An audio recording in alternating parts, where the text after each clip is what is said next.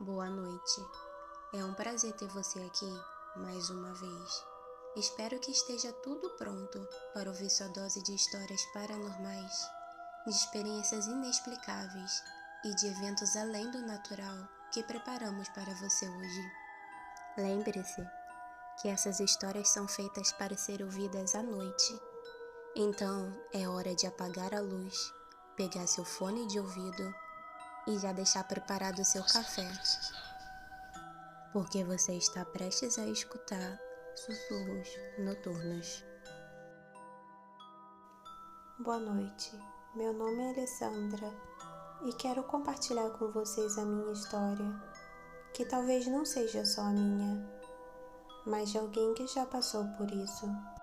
No final de 2019, minha família passou por 2 momentos difíceis em nossas vidas.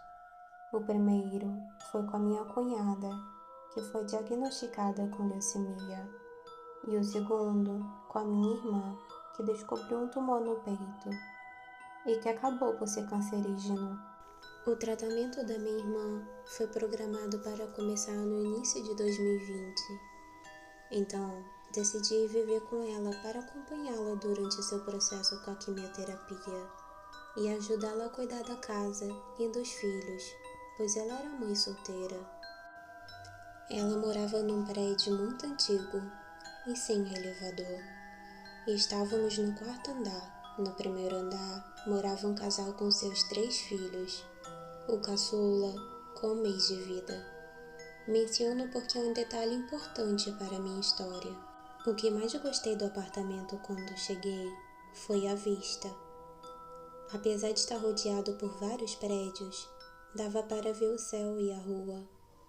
Embora pareça algo não muito importante, olhar para o céu me fez encontrar um pouco daquela paz que eu tanto necessitava neste momento. Durante meses, tive que ser forte para poder ajudar minha família neste momento tão complicado, pois você sabe que o diagnóstico de câncer não afeta apenas o paciente, mas a família como um todo. Uma noite, depois de levar minha irmã à quimioterapia, eu não consegui dormir. Até tomei um comprimido para ver se me ajudava, mas não adiantou. Então resolvi me levantar para me preparar um chá. Enquanto esperava o chá ficar pronto, a única coisa que me ocorreu foi olhar para o céu. Me aproximei da janela que havia na sala e já passava da meia-noite, quando comecei a ouvir um som bem suave. Era a voz de uma mulher, cantando uma canção bem suave. A princípio pensei que era a vizinha, tentando colocar seu bebê para dormir, e eu gostei da suavidade como ela cantava. Era somente um som bem delicado. Porém, tudo mudou quando a voz dela começou a soar cada vez mais alta. Neste momento, parecia que o som agora vinha lá de fora. Não fazia sentido. Porque ela estaria de madrugada, na rua, com o filho. Primeiro pensei que o menino estava doente e que a mãe dele estava tentando pegar um táxi para levá-lo ao hospital. Pensei em sair para ver se necessitava de algo, ou talvez pedir um Uber ou algo assim. Fui no meu quarto pegar um casaco e as chaves. Mas quando toquei na maçaneta da sala para abrir a porta, ouvi como aquela mesma voz que estava minutos atrás cantando na rua começou a cantar tão perto, como se estivesse cantando ali na sala. Me senti paralisada de medo e quando finalmente consegui me mover, tentei olhar em volta para ver se deixei a janela aberta, mas eu estava sozinha, todos estavam dormindo. Então vi minha sobrinha saindo do seu quarto e se aproximando de mim. Ela me disse que também não conseguia dormir e que havia se sentido muito inquieta a noite toda.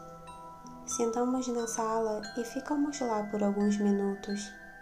Preparei um chá para nós duas, mas enquanto conversávamos, eu ainda podia ouvir aquela música, mas a minha sobrinha não parecia notar. No dia seguinte, quando fui jogar o lixo fora, encontrei a minha vizinha, que morava no primeiro andar. Fui logo perguntando se o filho dela estava bem, e ela me disse que eles estavam fora da cidade, por alguns dias de férias, e que eles simplesmente chegaram naquela mesma manhã. Eu não sabia o que dizer a ela. Não poderia contar o que havia acontecido, mas fiquei o dia todo com uma pergunta na minha cabeça. Mas então, quem cantava? Não tinha outro bebê no prédio. Os dias foram se passando e as nossas idas ao hospital eram cada vez mais frequentes. Uma noite, quando voltamos de uma consulta médica, vi algumas pegadas na entrada do apartamento. Dava até para ver as marcas dos dedos no chão. Não sei se a minha irmã percebeu, mas ela não me disse nada. É claro que as quimioterapias a tinham esgotado, pois ela somente jantou e foi para o seu quarto. Enquanto minha sobrinha ajudava o seu irmão preparando as coisas para a escola no dia seguinte, comecei a cuidar da casa, tomando vinho para me relaxar. Enquanto lavava a louça, senti uma necessidade profunda de olhar pela janela. Desliguei a torneira e caminhei até a sala. Quando estava diante da janela, ouvi aquela canção novamente, mas senti uma dor tão profunda que tive que me conter para não chorar. Aquela música era cada vez mais intensa. Então cheguei mais perto da janela e abri para ver quem cantava, já que não era nossa suposta vizinha. Foi quando vi perto das escadas uma figura parada com um véu longo e negro. Seu corpo era extremamente magro, seus ossos estavam visíveis sobre o véu.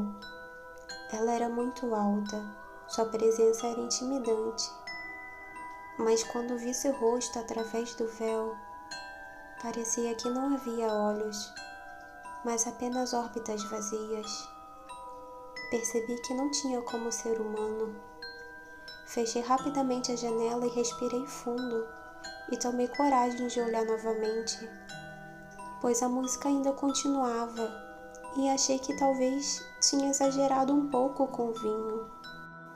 Mas fiquei paralisada de medo quando vi que aquele ser começou a flutuar pela escada e a subir ao quarto andar, onde eu me encontrava, e ficou bem diante de mim. Só tinha um vidro nos separando. Então ela começou a gritar e a janela começou a tremer como se um vento muito forte a movesse, e começou a ficar muito frio. Fechei os olhos e senti como se alguém me empurrasse com tanta força que eu caí de costas no chão. Aí tudo ficou em silêncio e as janelas pararam de vibrar. Era como se eu tivesse acordado de um pesadelo. Minha sobrinha apareceu correndo e perguntou o que aconteceu, pois tinha escutado um barulho e eu ainda estava no chão.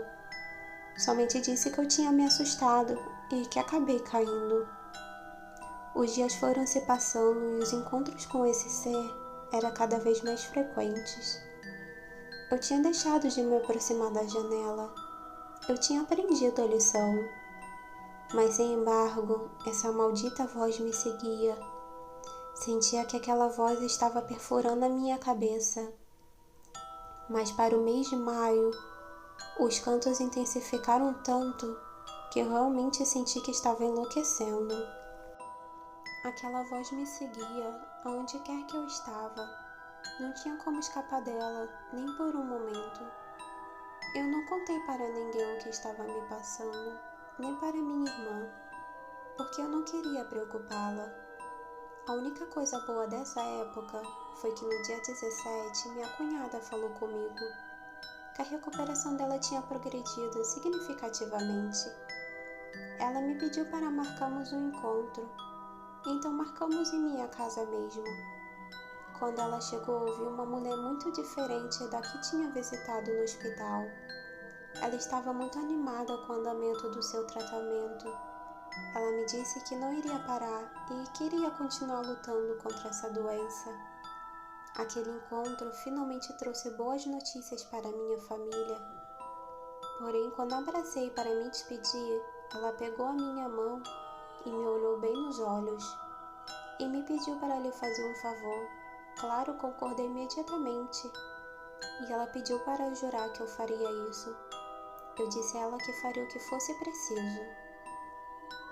Confio meu filho a você.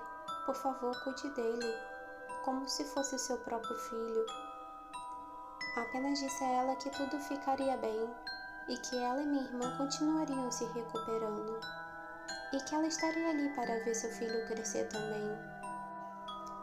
Dia 22 de maio, estávamos comemorando o aniversário de 6 anos do meu sobrinho, quando meu irmão teve que levar minha cunhada à emergência.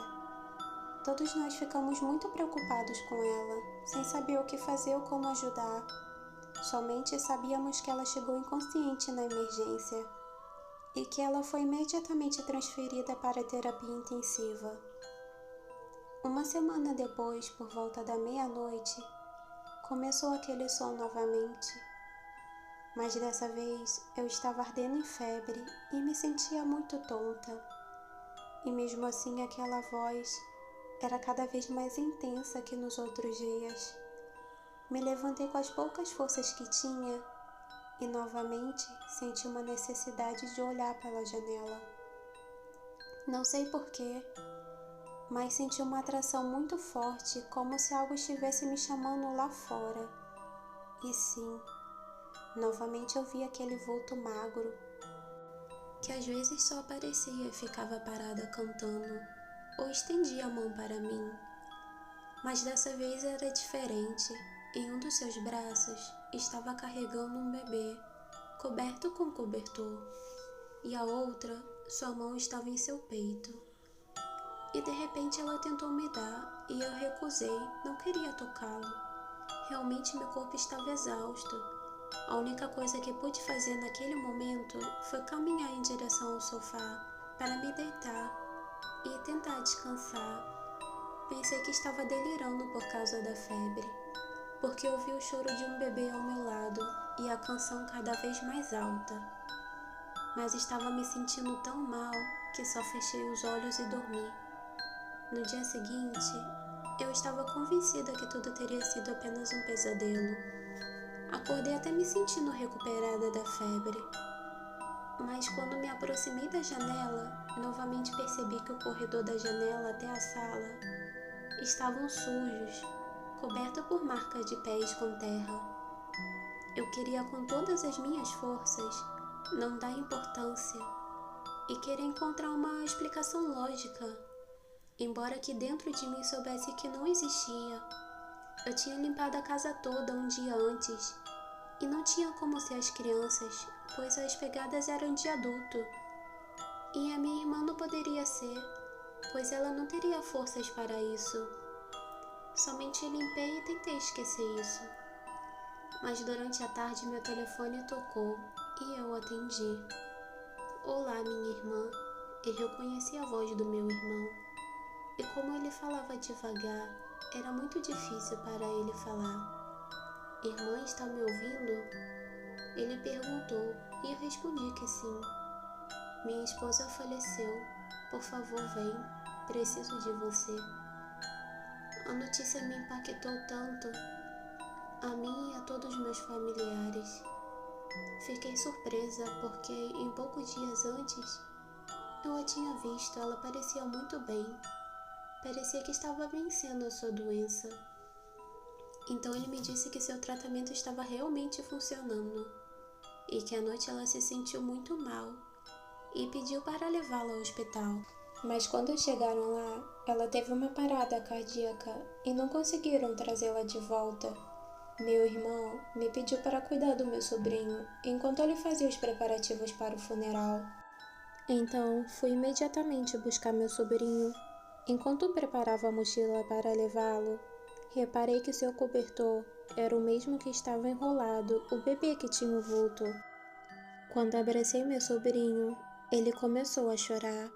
Ainda não tínhamos dito o que tinha acontecido com a mãe dele, mas eu senti que, de alguma forma, ele já sabia. Reconheci o choro dele. Eu tinha ouvido na noite anterior, quando me deitei na sala. Neste momento, percebi que não tinha tido alucinações devido à febre. Tudo teria sido real. Então o vulto que apareceu veio para me preparar para o que estava por vir? Era uma mensageira da morte? Toda a minha família estava de luto. Foi uma perda muito forte. Minha cunhada era uma mulher muito jovem, e ver meu sobrinho tão pequeno sofrendo assim me matava por dentro. Foi uma fase muito complicada. Além disso, minha irmã ainda estava doente. Depois do enterro, não voltei a ver o que me atormentava. Há vários meses, as coisas continuaram como antes. Apesar da dor, ainda tinha que ser forte para cuidar da minha irmã, pois ela ainda estava em uma etapa muito complicada da quimioterapia. Porém, em novembro, voltei a ouvir aquela canção novamente, mas dessa vez resolvi ignorar. Estúpida, não vou seguir seu jogo, disse em voz alta. Não gostaria de repetir as outras palavras que eu tinha dito. Eram palavras desafiadoras, incluindo palavrões. Disse que a odiava. Senti que ela era a culpada pelo que havia acontecido com a minha cunhada. Eu disse a ela para ela ir embora, porque eu não queria vê-la novamente e muito menos ouvi-la. Mas no dia seguinte tudo ocorreu normalmente durante o dia. Mas durante a noite, acordei com uma dor no meu corpo. Senti que meus pulsos estavam pegando fogo, como se eu estivesse me queimando com algo. E eu não conseguia me mexer. Comecei a me mover desesperada. Eu sabia que isso não era um pesadelo. Você que é estúpida. Uma voz me disse ao meu ouvido. O tom não era mais um som terno, como nas vezes anteriores. Consegui ver com o canto do olho que lá estava aquela mulher novamente ao meu lado. Então ela estendeu a mão para mim, mas dessa vez estava segurando uma bola, e da sua mão escorria algo. Não entendi o que significava, mas pelo que tinha passado antes, sabia que não seria nada bom. Não sabia o que fazer e senti que toda a minha família corria perigo. E só conseguia chorar. Comecei a chorar tanto que acabei acordando a minha irmã. Quando ela entrou no quarto, ela me abraçou e me disse que na noite anterior ela tinha me ouvido brigar com outra pessoa e que me ouviu até batendo nas paredes. Enquanto ela me abraçava, ela viu que meus pulsos estavam vermelhos, como se alguém tivesse me segurado com muita força. Minha irmã tentou me acalmar e tentou me fazer acreditar, e até se fazer acreditar que tive somente um pesadelo, embora as marcas no meu corpo provavam o contrário. Elas estavam lá. Não era um pesadelo, impossível ser. Tentamos esquecer o que aconteceu e continuamos com a nossa rotina diária. Dei os remédios e a deixei descansando enquanto eu limpava a casa. Naquela noite recebemos uma ligação. Meu tio nos disse que a nossa avó tinha falecido. Ela não sofria de nenhuma doença. Apesar de ter 90 anos, ela era uma mulher muito saudável.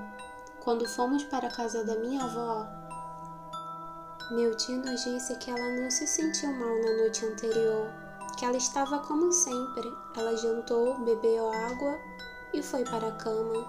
Ela estava sozinha no seu quarto. Meu tio tinha terminado de lavar a louça quando foi ver se ela não precisava de mais nada. Ele encontrou ela engasgada, tentou ajudá-la, mas foi inútil. Seu corpo já estava tão cansado pela idade que ela não resistiu. Quando meu tio percebeu que não poderia fazer mais nada pela minha avó, começou a chorar. Se sentou no chão, então ele percebeu que havia uma bola preta debaixo da cama.